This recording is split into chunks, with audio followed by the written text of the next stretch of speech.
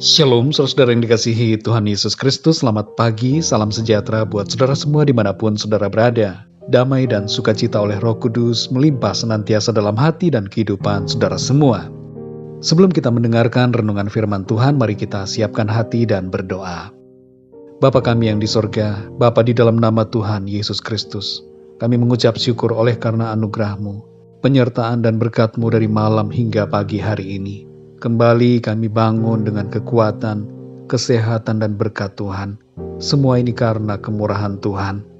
Pada saat ini ya Tuhan, kami rindu untuk kembali dikuatkan, diperlengkapi dengan firman-Mu. Berbicaralah kepada setiap kami. Urapilah kami ya Tuhan, supaya kami dapat mengerti akan firman-Mu. Terima kasih Tuhan, dalam nama Tuhan Yesus kami berdoa. Haleluya, amin.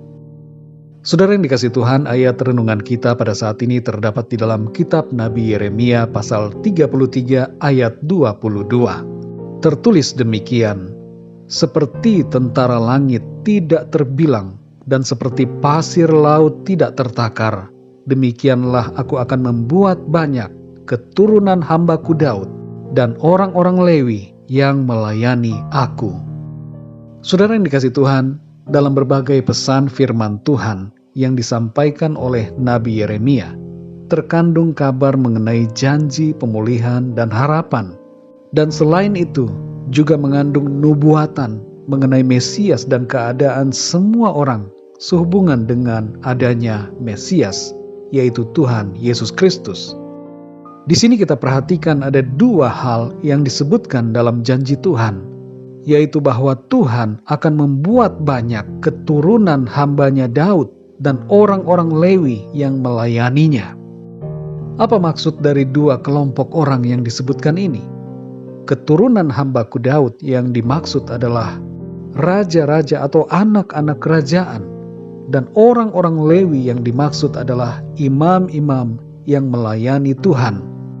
Jadi ayat ini dengan kata lain berarti bahwa Tuhan akan membuat raja-raja dan imam-imam yang tidak terbilang banyaknya untuk melayani Dia.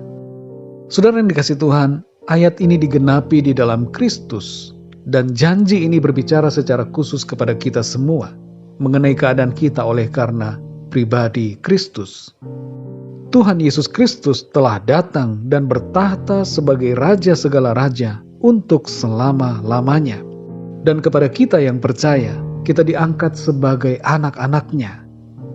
Dalam Yohanes 1 ayat 12 dikatakan, tetapi semua orang yang menerimanya, diberinya kuasa supaya menjadi anak-anak Allah, yaitu mereka yang percaya dalam namanya.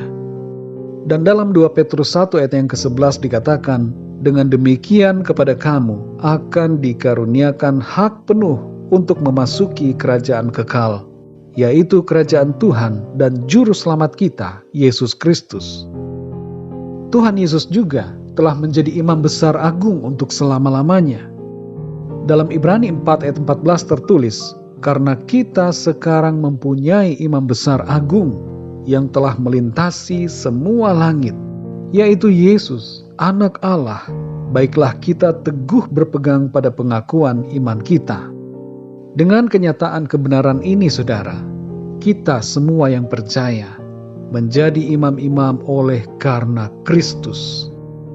Kalau kita perhatikan dalam 1 Petrus 2 ayat yang ke-9, di situ dikatakan, tetapi kamulah bangsa yang terpilih, imamat yang rajani.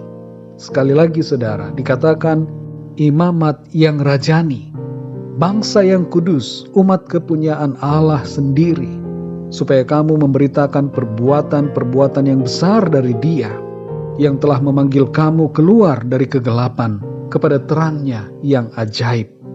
Saudara dan saya, kita semua yang percaya kepada Tuhan Yesus Kristus adalah imamat yang rajani.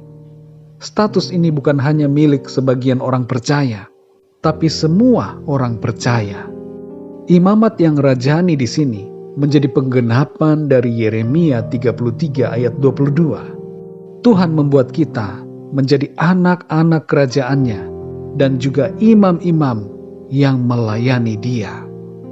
Sebagai imam, saudara, kita melayani orang-orang lain di sekitar kita yang belum percaya dan juga yang sudah percaya. Kita berdoa untuk mereka selain untuk diri kita sendiri.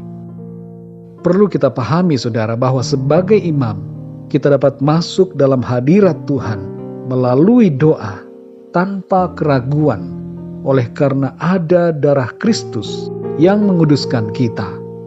Sebagai keturunan raja atau anak-anak kerajaan Allah, kita perlu memahami status kita, bahwa kita hidup dengan standar nilai dan prinsip kerajaan Tuhan, bukan nilai-nilai dari dunia ini. Dan sebagai anak-anak kerajaan Tuhan, kita menjadi duta bagi dunia ini untuk memberitakan kebesaran Tuhan.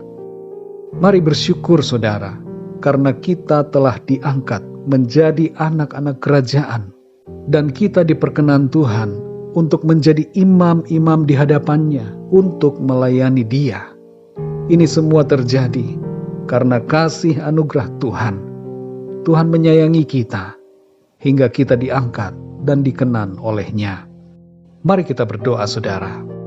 Bapa kami yang di sorga, Bapa, di dalam nama Tuhan Yesus Kristus, kami mengucap syukur Tuhan oleh karena anugerah-Mu, sehingga Engkau telah menjadikan kami anak-anak kerajaan-Mu dan mengangkat kami sebagai imam-imam kerajaan-Mu.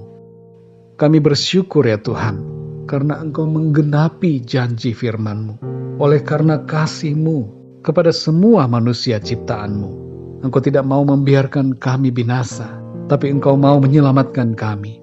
Dan bukan sekedar menyelamatkan, tapi menjadikan kami sebagai anak-anak kerajaan-Mu, sebagai raja-raja, dan sebagai imam-imam yang melayani Engkau.